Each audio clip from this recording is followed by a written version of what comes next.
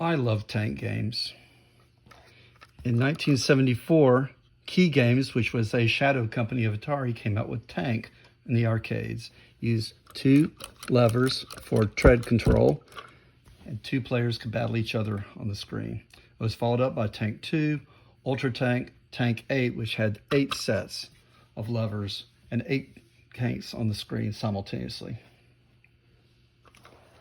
In 1977, Coleco came out with this Combat.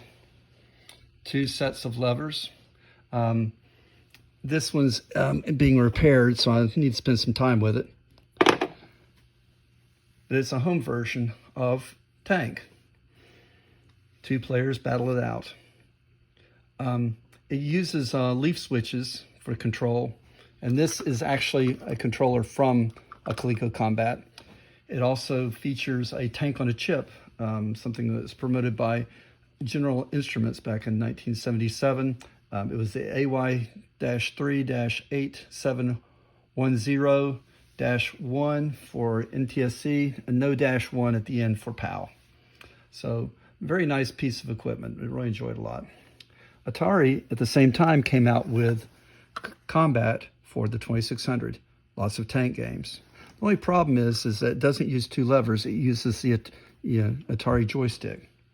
But we made it work, played Tank many times, fought each other, battled, used the joystick. It worked just fine. In 1980, though, levers came back to the arcade in the form of Battlezone. This is a cabaret version, looking pretty good. I enjoyed it a lot. It's a lot of fun.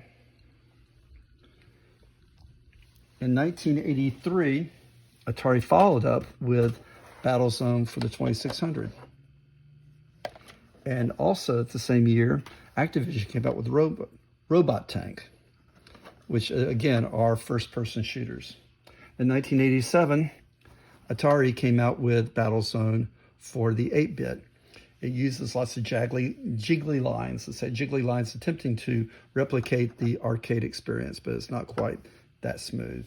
But nonetheless, I tried it. Now, the problem with all these cartridges is it uses the joystick. So in 1999, I looked up on the internet and found this circuit, which takes 2 lever inputs and outputs the joystick signal. So then you have tank tread control for all these games. In 2002, a gentleman in Germany, Thomas Jentz, modified these 2 programs, the binaries, and made them for 2 lever inputs. Left controller and right controller, left controller, right controller, 2 lever inputs. So these games, you can download them, put them on your Uno-cart, your flash cart, whatever, and the Cuddle Cart 2, and play these on the original hardware using 2 levers, input, left and right. So really cool.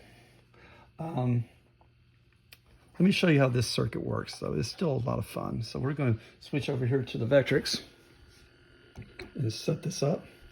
This is a custom controller I made using this from a Coleco Combat for 2 lever controller.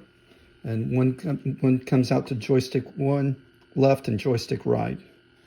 So let's plug this in to the Vectrex test circuit and show you how this works.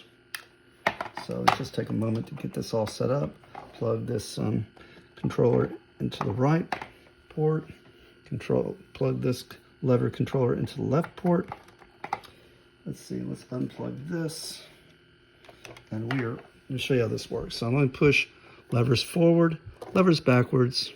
So that's forward, backwards, left. Let's say that's right and left, and that's forward, backwards, etc.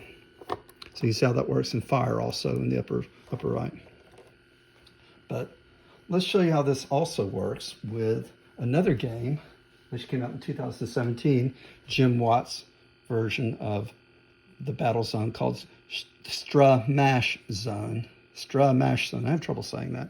Got that cartridge right here. Let's turn this off. Plug in Stramash Zone. Get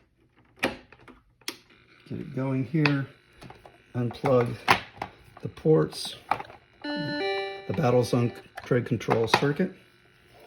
Plug this into port left and port right. Let's use the original controller here to pull up. Let's see, how does this work? I'm not plugged in. Okay, hold on a second.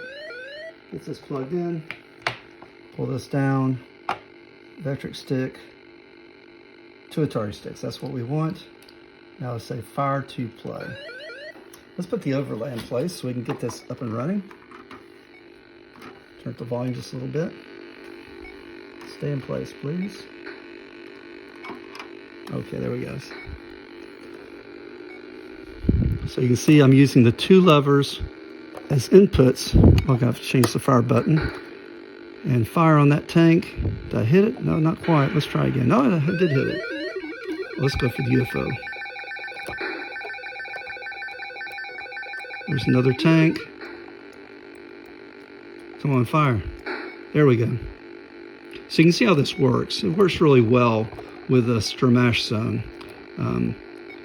There's also a Battlezone binary that's available on the, I think, the Vectrex, and the Vectrex also has a binary of Battlezone also. So this controller will come in, get lots of use in the future.